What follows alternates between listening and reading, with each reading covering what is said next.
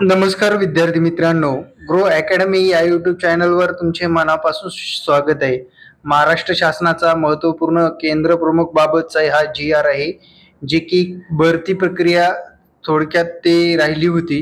त्या भरती प्रक्रियेचं नवीन अपडेट आलेलं आहे.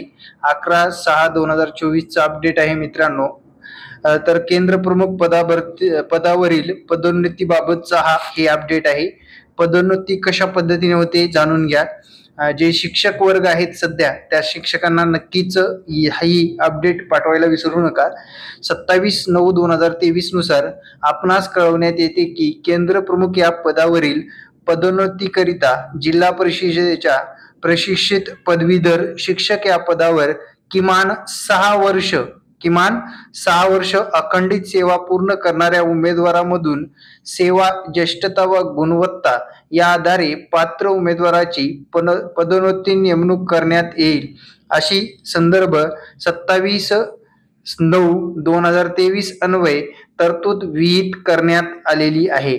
यास्तव केंद्र प्रमुख पदावर पदोन्नतीकरिता सेवा ज्येष्ठता यादी तयार करताना सहाय्यक शिक्षकाची प्रशिक्षित पदवीधर शिक्षक या पदावर झालेली नियुक्ती दिनांक विचारात घेणे आवश्यक आहे. परंतु त्या अनुषंगाने जिल्हा परिषद स्तरावर कारवाई होत नसल्याबाबत संचालनालय स्तरावर तक्रारी प्राप्त आहेत. तरी याबाबत शासन निर्णय 27/9/2023 मधील तरतुदीनुसार तात्काळ कारवाई करण्यात यावी व केलेल्या कारवाईचा अहवाल संचालनालयास सादर करावा.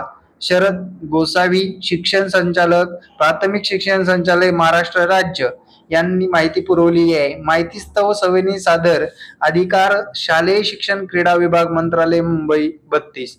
हे महत्त्वपूर्ण अपडेट तुम्हाला जाणून घेतल्याबद्दल धन्यवाद विद्यार्थी मित्रांनो. आणि येत्या काळामध्ये असेच नवनवीन अपडेट पाहण्यासाठी आपल्या ग्रो अकॅडमी यूट्यूब चॅनलला सबस्क्राईब करा. धन्यवाद. जय हिंद, जय महाराष्ट्र.